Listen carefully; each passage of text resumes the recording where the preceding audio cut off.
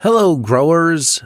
Want to boost your sales, reach new customers, and streamline your sales process, all from your home office? Ready Farmer 1, my book, is your ultimate guide to making it happen. Imagine increasing your farm's revenue without ever spending a Saturday at the farmer's market. The book will show you how to create, design, and market an online farm store, learn from real farmers sharing real stories about how they move their stores online, freeing up their weekends and increasing their sales. Get my book, Ready Farmer 1, on Amazon and transform your farm business today. So your process is basically this to terminate a cover crop right now. If you're harvesting the top for biomass, when it comes time, you let it go fully to flower because you don't want it to start setting seed. You string trim it down. You take that biomass, you remove it, the upper above surface biomass, remove that from the bed. That goes in your compost to be used in other places of the farm later. And then you would either direct seed back into it if you could with the single row jang, or tarp it with a tarp in the warmer parts of the year, let it sit for 3 weeks, and then you can really go do whatever you wanted in terms of planting into it. Yeah, and I guess the other option, and let me know if you're this person, if you've got surplus compost that you've made yourself, you could just be putting a larger amount of compost straight on top to be able to seed into that. The challenge there, if you're making it yourself, is having enough. Have you ever tried coming out of the John Jevons school, crimping? People use the board with a kind of a rope on it. I know they have good luck with it. What are your thoughts on those types of methods where you're just breaking the stem, knocking it over versus cutting it with a line trimmer? Yeah, I love it. I guess, we're very small scale. We're generally trying to flip beds as many times a year as possible. And currently with the economy down, where we are doing a lot of cover cropping, so I'm still trying to get back-to-back quick cover crops in. I love the crimping. I've been watching the work at Frith Farm. I think they have a song as they're knocking down the rye, crimp the rye, don't hurt the thigh. And it's beautiful. We have to do that at the hottest part of the year because otherwise nothing will break down under the tarp. We just don't have the heat units. Let's say it's autumn. We're too late. If you're doing like transplanted field squash and stuff like that, very nice way to just knock it down, crimp it, use some heat briefly, and then transplant straight into it.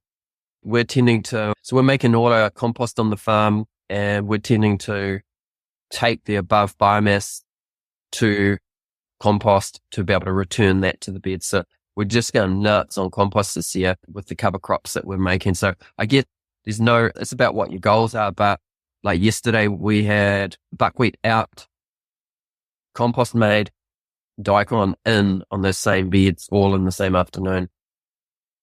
Yeah, the leaving the biomass on top of the surface is I think that comes down to a lot, like you said, to climate. The warmer it is, the quicker you can get rid of that by putting a tarp over. Now, I would maybe debate people of how much of that biomass you leave on the surface makes its way to the soil, because I think a lot of that is going up in CO2 and carbon monoxide and methane. So I don't know about just leaving it there and letting it break down under a tarp. It's not like all that biomass magically turns into humus in the soil. You're losing quite a bit of that to the atmosphere. Not really a market garden fit, maybe going more into the garden or bio-intensive realm. You could potentially leave that biomass on surface, transplant into it, and use it as a mulch. I don't necessarily see that working in a production scenario. Give me your thoughts on that. I think Frith Farm are making that work really well. John Jevons, everyone's got their own style, but his thinking is if we remove the biomass, we can, how do I say, decompose that, stabilize it as humus and return it. And John's thinking is that maybe it's in his climate, but he's getting more humus back to the soil with that process. I guess he can get another crop in slightly quicker.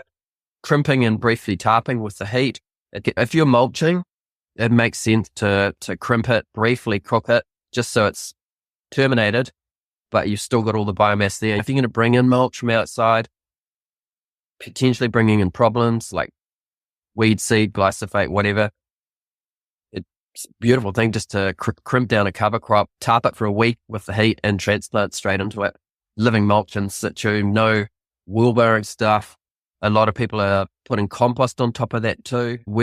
Our style, we really like to incorporate the compost into that top inch, 2 inch, and we do a lot of direct seeding. So we're always trying to get the drill back in, the 5 row or the 6 row as soon as we can. Hey there, want to spend less time pulling weeds? Check out Soil Shield by Modern Grower. It's the pre-cut landscape fabric solution to help you drastically reduce weed pressure. Just roll it out, staple it down, and plant. Then let it do the work for you. Say goodbye to endless weeding and hello to more free time. Plus, it's high quality, durable, and will last for years, saving you time and money in the long run. It's available in a variety of row and hole spacings to accommodate all the crops that vegetable farmers grow. Learn more about Soil Shield landscape fabric at shop.moderngrower.co or using the link below.